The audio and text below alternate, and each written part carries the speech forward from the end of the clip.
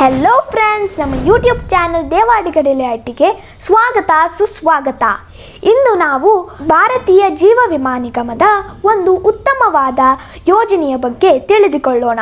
Life insurance ಎಂದಾಕ್ಷಣ ನಮಗೆ ನೆನಪಾಗುವುದು LIC ಎಂದಾಕ್ಷಣ ನಮಗೆ ಜೀವನ್ ಲಾಭ್, ಜೀವನ್ ಉಮಂಗ್ ಮುಂತಾದ ಹಲವು ಪಾಲಿಸಿಗಳು ನೆನಪಾಗುತ್ತದೆ.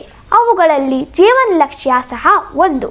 ಈ ಪಾಲಿಸಿ ಕನ್ಯಾದಾನ್ ಪಾಲಿಸಿ ಅಂತಲೇ ಪಾಪ್ಯುಲರ್ ಆಗಿದೆ. ಹಾಗಾದರೆ ಈ ಪಾಲಿಸಿಯಿಂದ ಮಕ್ಕಳ, ಅದರಲ್ಲೂ ನಮ್ಮಂತಹ ಹೆಣ್ಣು ಮಕ್ಕಳ ಭವಿಷ್ಯಕ್ಕೆ ಯಾವುದೆಲ್ಲ ಎಡಿಷನಲ್ ಬೆನಿಫಿಟ್ ಸಿಗುತ್ತದೆ ಅಂತ ನಮ್ಮ ಇನ್ಶೂರೆನ್ಸ್ ಎಕ್ಸ್ಪರ್ಟನ್ನ ಕೇಳಿ ತಿಳ್ಕೊಳ್ಳೋಣ. ಈ ಪಾಲಿಸಿಯಲ್ಲಿರುವ ಎಲ್ಲ ಬೆನಿಫಿಟ್ಟು ಅಂದರೆ ಮೆಚುರಿಟಿ ಬೆನಿಫಿಟ್ಟು ಹಾಗೆ ಡೆತ್ ಬೆನಿಫಿಟ್ನ ಸರಿಯಾಗಿ ತಿಳ್ಕೊಳ್ಳಿಕ್ಕೆ ಈ ಉದಾಹರಣೆಯನ್ನು ತೆಗೆದುಕೊಳ್ಳೋಣ. ಪ್ರಪೋಸರ್ನ ವಯಸ್ಸು 30 ವರ್ಷ, ಇವರು ತೆಗೆದುಕೊಂಡಿರುವ ಪಾಲಿಸಿ ಟರ್ಮ್ 25 ವರ್ಷ, ಹಾಗೆ ತೆಗೆದುಕೊಂಡಿರುವ ಸಮ್ ಅಶ್ಯೂರ್ಡ್ 10 ಲಕ್ಷ ರೂಪಾಯಿಗಳು. ಪಾಲಿಸಿ ಕಂಡೀಷನ್ ಅಂತೆ ಕೊನೆಯ 3 ವರ್ಷ ಯಾವುದೇ ಪ್ರೀಮಿಯಂ ಪೇಮೆಂಟ್ ಇರಲ್ಲ. ಆದ್ದರಿಂದ ಪ್ರೀಮಿಯಂ ಪೇಯಿಂಗ್ ಟರ್ಮ್ ಬರೀ 22 ವರ್ಷ ಆಗಿರುತ್ತೆ. ಒಂದೊಮ್ಮೆ ಈ ಪಾಲಿಸಿಯಲ್ಲಿ 0 ಏಜಿನ ಮಗುವಿಗೆ ನಾಮಿನೇಷನ್ ಮಾಡಿಕೊಂಡಿದ್ರೆ ಮಗುವಿನ ವಯಸ್ಸು 25 ವರ್ಷ ಅಂದರೆ ಮಗುವಿನ ಮದುವೆ ವಯಸ್ಸಿಗೆ ಪಾಲಿಸಿ ಮೆಚುರಿಟಿ ಆಗುತ್ತೆ. ಆಗ 25 ಲಕ್ಷ ರೂಪಾಯಿಗಳಿಗೂ ಹೆಚ್ಚಿನ ಬೆನಿಫಿಟ್ ಸಿಗುತ್ತೆ.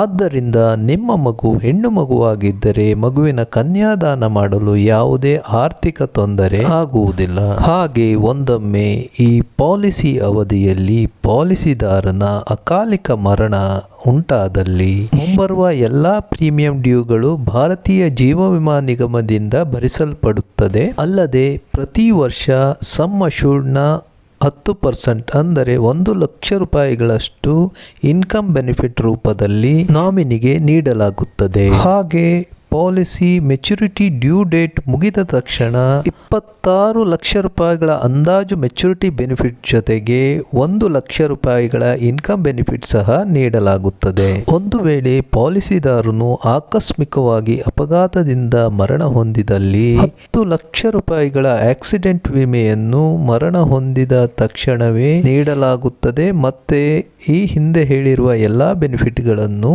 ಸಹ ನೀಡಲಾಗುತ್ತದೆ. ಒಂದೊಮ್ಮೆ ನಾರ್ಮಲ್ ಡೆತ್ನಲ್ಲೂ ಸಹ ಇದೇ ರೀತಿಯ ಲಂಸಮ್ ಬೆನಿಫಿಟ್ ಸಿಗಲಿ ಅಂತ ಅನ್ಸಿದ್ರೆ ಅಡಿಷನಲ್ ಟರ್ಮ್ ಅಶ್ಯೂರೆನ್ಸ್ ರೈಡರ್ನ ಸೇರಿಸ್ಕೋಬೇಕಾಗತ್ತೆ. ಮ್ಯಾಕ್ಸಿಮಮ್ ಪಾಲಿಸಿಯ ಬೇಸಿಕ್ ಸಮ್ ಅಶ್ಯೂರ್ಡ್ ವರೆಗೂ ಆಪ್ಟ್ ಮಾಡ್ಕೋಬಹುದು. ಈ ರೀತಿ ಸೇರಿಸ್ಕೊಂಡಾಗ ಡೆತ್ ಆದ್ರೆ ನಾರ್ಮಲ್ ಆಗಿ ಡೆತ್ ಆದ್ರೂ ಸಹ 10 ಲಕ್ಷ ಸಿಗುತ್ತೆ, ಆಕ್ಸಿಡೆಂಟಲ್ಲಿ ಡೆತ್ ಆದ್ರೆ 20 ಲಕ್ಷ ಸಿಗುತ್ತೆ. ಮಿಕ್ಕಿದೆಲ್ಲ ಬೆನಿಫಿಟ್ ಸಹ ಕಂಟಿನ್ಯೂ ಆಗುತ್ತೆ. ಇವುಗಳ ಹೊರತಾಗಿ accidental death and accidental disability benefit rider, critical illness benefit rider ಮುಂತಾದವುಗಳನ್ನು ಸಹ ಸೇರಿಸ್ಕೋಬಹುದು. ರೈಡರ್ ಕುರಿತ ಹೆಚ್ಚಿನ ವಿವರಗಳಿಗೆ ನಮ್ಮ ಹಿಂದಿನ ಜೀವನ್ ಲಕ್ಷ್ಯ ವಿಡಿಯೋವನ್ನ ನೋಡಿ. ಹಾಗಾದರೆ ಈ ಪಾಲಿಸಿಯಲ್ಲಿ ಬೇಸಿಕ್ ಸಮ್ ಅಶ್ಯೂರ್ಡ್ ತಗೊಂಡ್ರೆ ಎಷ್ಟು ಪ್ರೀಮಿಯಂ ಚಾರ್ಜ್ ಆಗುತ್ತೆ, ರೈಡರ್ಗಳ ಮೇಲೆ ಎಷ್ಟು ಪ್ರೀಮಿಯಂ ಲೋಡ್ ಆಗುತ್ತೆ ಅನ್ನೋದನ್ನ ತಿಳ್ಕೊಳ್ಳೋಣ. ಬರೀ ಬೇಸಿಕ್ ಸಮ್ ಅಶ್ಯೂರ್ಡ್ 10 lakhs ತಗೊಂಡ್ರೆ 40,659 rupees ಪರ್ ಇಯರ್ ಚಾರ್ಜ್ ಆಗುತ್ತೆ. ಅದೇ ADDB ರೈಡರ್ನ 10 lakhsಗೆ ಆ್ಯಡ್ ಮಾಡ್ಕೊಂಡ್ರೆ 1100 rupees ಎಕ್ಸ್ಟ್ರಾ ಪೇ ಮಾಡಬೇಕಾಗತ್ತೆ. Term assurance rider 10 lakhs ಸೇರಿಸ್ಕೊಂಡ್ರೆ 3067 rupees extra pay ಮಾಡಬೇಕಾಗತ್ತೆ. ಹಾಗೆ ಕ್ರಿಟಿಕಲ್ ಇಲ್ನೆಸ್ ರೈಡರ್ ಏನನ್ನ 10 lakhs ತಗೊಂಡ್ರೆ 3508 rupees ಅಡಿಷನಲಿ ಪೇ ಮಾಡಬೇಕಾಗತ್ತೆ. GST ರೇಟ್ ಪ್ರಕಾರ ಫಸ್ಟ್ ಇಯರ್ಗೆ 4.5% ಆನ್ ದ ಪ್ರೀಮಿಯಂ ಚಾರ್ಜ್ ಆಗುತ್ತೆ. ಸೆಕೆಂಡ್ ಇಯರ್ ಇಂದ 2.25% ಚಾರ್ಜ್ ಆಗುತ್ತೆ.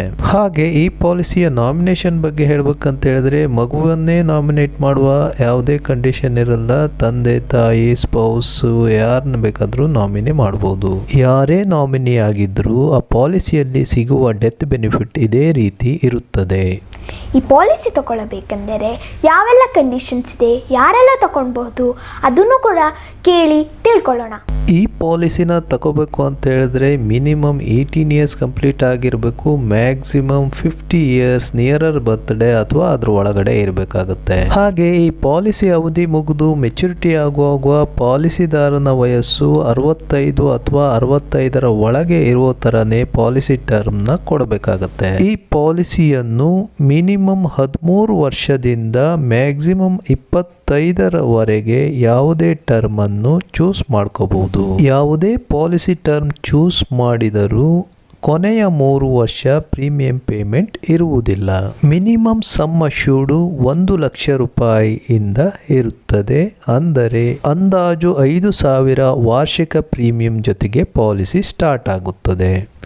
ಈ ಪಾಲಿಸಿಯಲ್ಲಿ ಲೋನು, ರಿವೈವಲು ಮತ್ತು ಸರೆಂಡರ್ಗೆ ಯಾವ್ಯಾವೆಲ್ಲ ಕಂಡೀಷನ್ಸ್ ಇದೆ ಅಂತ ಸ್ವಲ್ಪ ಹೇಳ್ತೀರಾ? ಈ ಪಾಲಿಸಿಯ ಗ್ರೇಸ್ ಪೀರಿಯಡ್ ಬಗ್ಗೆ ಹೇಳ್ಬೇಕಂತ ಹೇಳಿದ್ರೆ ಮಂತ್ಲಿ ಆಗಿದ್ರೆ 15 ಡೇಸ್ ಇರುತ್ತೆ. ಕ್ವಾರ್ಟರ್ಲಿ, ಇಯರ್ಲಿ, ಹಾಫ್ ಇಯರ್ಲಿ ಆಗಿದ್ರೆ 30 ಡೇಸ್ ಗ್ರೇಸ್ ಪೀರಿಯಡ್ ಇರುತ್ತದೆ. ಗ್ರೇಸ್ ಪೀರಿಯಡ್ ಒಳಗೆ ಪ್ರೀಮಿಯಂ ಕಟ್ಟಿಲ್ಲ ಅಂದರೆ ಪಾಲಿಸಿ ಲ್ಯಾಪ್ಸ್ ಆಗುತ್ತೆ. ಲ್ಯಾಪ್ಸ್ ಆದ ಪಾಲಿಸಿಯನ್ನು ರಿವೈವ್ ಮಾಡ್ಕೊಳ್ಳೋಕ್ಕೆ 5 ಇಯರ್ಸ್ವರೆಗೂ ಟೈಮ್ ಇರುತ್ತೆ. ಈ ರೀತಿ 2 ಇಯರ್ಸ್ಗಿಂತಲೂ ಕಮ್ಮಿ ಕಟ್ಟಿ ಪಾಲಿಸಿ ಲ್ಯಾಪ್ಸ್ ಆಯಿತು ಅಂತ ಹೇಳಿದ್ರೆ ಯಾವುದೇ ಸರೆಂಡರ್ ಆಪ್ಷನ್ ಇರಲ್ಲ. 2 ಇಯರ್ಸ್ ಮೇಲೆ ಕಟ್ಟದಿದ್ರೆ ಸರೆಂಡರ್ ವ್ಯಾಲ್ಯೂ ಸಿಗುತ್ತೆ. ಹಾಗೆ ಪಾಲಿಸಿ ಪೇಡ್ ಅಪ್ ಪೀರಿಯಡ್ ಅಲ್ಲಿ ಡೆತ್ ಆಯಿತು ಅಂತ ಹೇಳಿದ್ರೆ ಪೇಡ್ ಅಪ್ ವ್ಯಾಲ್ಯೂದು 10% ಇನ್ಕಮ್ ಬೆನಿಫಿಟ್ ಆಗಿ ಕೊಡ್ತಾರೆ. ಹಾಗೆ ಪಾಲಿಸಿ ಮೆಚುರಿಟಿ ಡ್ಯೂ ಡೇಟ್ಗೆ ಪೇಡ್ ಅಪ್ ವ್ಯಾಲ್ಯೂ ಜೊತೆಗೆ ಇನ್ಕಮ್ ಬೆನಿಫಿಟ್ ಸಹ ಕೊಡ್ತಾರೆ. ಈ ರೀತಿ ಸರೆಂಡರ್ ವ್ಯಾಲ್ಯೂ ಅಕ್ವೈರ್ ಆಯಿತು ಅಂತ ಹೇಳಿದ್ರೆ ಈ ಪಾಲಿಸಿನಲ್ಲಿ ಲೋನ್ನ ತಗೋಬಹುದು. ಇನ್ಫೋರ್ಸ್ ಪಾಲಿಸಿ ಆಗಿದ್ರೆ 90% ಆಫ್ ಸರೆಂಡರ್ ವ್ಯಾಲ್ಯೂ ತಗೋಬಹುದು. ಪೇಡ್ ಅಪ್ ಪಾಲಿಸಿ ಆಗಿದ್ರೆ 80% ಆಫ್ ಸರೆಂಡರ್ ವ್ಯಾಲ್ಯೂ ತಗೋಬಹುದು. ಏನಾದರೂ ಜೀವನ ಲಕ್ಷ್ಯ ಕುರಿತ ಈ ವಿಡಿಯೋ ಇಷ್ಟವಾದಲ್ಲಿ ಲೈಕ್ ಕೊಡಿ, ನಿಮ್ಮ ಫ್ರೆಂಡ್ಸಿಗೆ ಶೇರ್ ಮಾಡಿ, ಮತ್ತು ಈ ಚಾನಲ್ನ ಸಬ್ಸ್ಕ್ರೈಬ್ ಮಾಡೋದನ್ನು ಮರಿಬೇಡಿ. Thanks for watching.